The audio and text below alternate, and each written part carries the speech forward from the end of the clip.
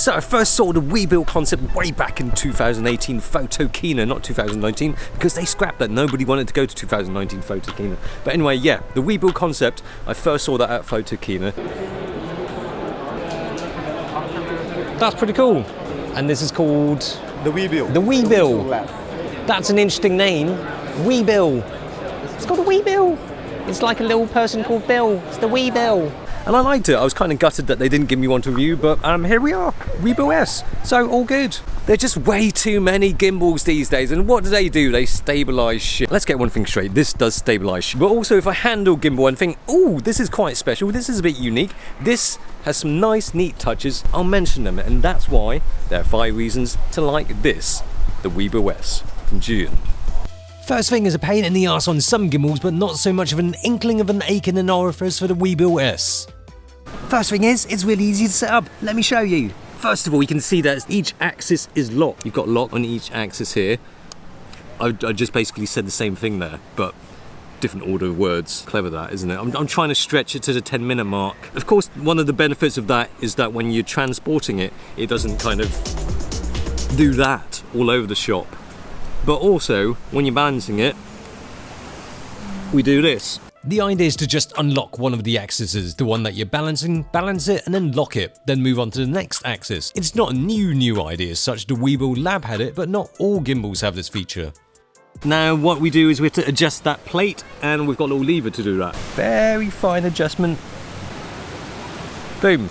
Alright, that one's done. Now we can lock this axis because that is balanced. We don't want to mess with that. Now to do next. Ooh, that's all over the shop. Okay, that needs to come this way towards the camera. And you've got another lever here. We like levers. Levers are better than the screwy type. Technical language, sorry. Because you just kind of unlock, lock, unlock, lock, unlock. Easy. Done. Lock that in place. But another thing is that it makes it very easy if you want to remove the camera. You don't have to mess up your balancing settings. You just remove this top plate here. It's really easy. You unscrew it on this side, and then there's a quick release button on that side, and then it's easy to put back again. Simple idea, but this is the kind of stuff that makes working with gimbals a lot easier, especially when you need to take the camera off to swap out cards or batteries. This next one is a bit more techie though. Oh look, it's got legs in the sky. What is this? That's a transmitter. HD transmitter. Yes, you can wirelessly connect to your phone by adding some wires to your setup. But this isn't no ordinary gimbal control app. You can see stuff out of your camera with your smartphone. Magic. Well, not actual magic. It's a box that attaches to the WeebillS, sold separately, and transmits a 1080p live feed to up to 3 monitors or smart devices. There you go, it works. Is there a slight delay? Very slight delay, but otherwise that's pretty cool stuff. Then you can control the gimbal via sync motion or regular methods, and you can change settings on your camera, view LUTs, histogram, zebra stripes, peaking. On to the next one, which should be obvious, but it's not to some because not everybody knows about the Weebill concept. Well, in summary, the WeebillS's shtick is that it goes from eye-level stabilizing stick to low-slung stabilizing stick. And that's the whole Weebill concept right there. You can switch from this pistol grip to minigun. Really easy. I mean, the gripper is a little bit small. If you're going to use the pistol grip for a long time, I do recommend that you use this tripod grippy thing, because otherwise that main grip there might feel a little bit too small for some people. And also the buttons and dials are all there, although you can lock them. I mean, I guess the idea is that you use this because it's got leverette, kind of rubberized leverette kind of stuff on this tripod, which you switch from either this to that.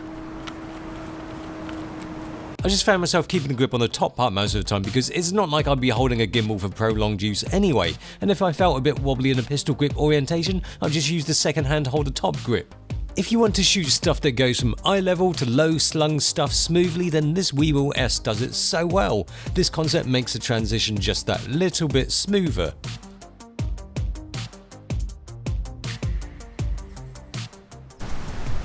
This bit is good, it's got a nice rear end. This bit here, it doesn't get in the way of your monitor. You know, some other gimbals, they do block your monitor. And also, if you want to flip your screen, if you want to flip your flip screen, doesn't get in the way as well. Now it's got a lot of space at the back here, which allows for bigger lenses, heavier lenses, so you've got more room to play with to balance out those bigger, longer lenses. It helps to have extra strength to handle those long lenses, although sadly in this case I'm not talking about the person behind the gimbal. The motor's a lot stronger on this. You can be whip padding back and forth for no apparent reason and it will keep up. Alright, let's stop this now before you get motion sick. So they say it's got an upgraded high precision algorithm with a 300% increase in motor torque and a 50% increase in responsiveness. Stronger, it's faster, it's lighter than the Lab. It's lighter, yeah, it can hold a big fat 24-70 2.8 lens on it. What is the payload? Well, I don't think there was actually a payload. They haven't mentioned a payload, but you can put this on it, a Z6, with a 24-70 2.8, and that is a massive wang of a lens. Check that out, that's fully extended too. I've tried the Panasonic S1H, that is a massive wang of a camera with a massive wang of a lens. The only problem with that is that there just wasn't enough room on this side, so it ended up kind of tilting to the left a bit. Okay, I think we've got a bit of a problem with the S1H. What else? You can put a Sony A7 on it with 24-70 2.8. Sorry, don't have one of those lenses, so can't show you what it looks like. I've only got a tiny little Batiste lens on it, but it can hold a 24-70 2.8 on it. And they say you can put a 5D Mark IV with 24-70 2.8. I mean, that is quite staggering. Staggering in that, why would anybody use a 5D Mark IV to film video? Anyway, whatever camera you use, mostly it's going to be good for mirrorless setups. It's a nice, neat, compact gimbal that works really well. It stabilizes stuff without any fuss or fumbling about.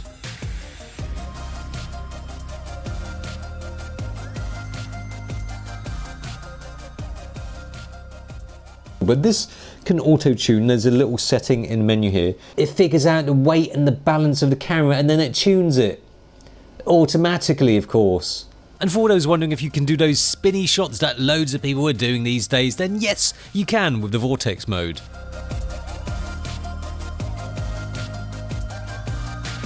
Yeah, most gimbals stabilize shit and are pretty geeky things. With unique concept and ease of use, the WeebillS is going to have mass appeal. The only thing I would say is if you're using the transmitter, get the right cable, because with the Atomos cable I had along with the adapter, it added quite a bit of flailing wires on one side and a bit of weight too. But yeah, if you're looking for a gimbal, then definitely do consider one of these little Weebills.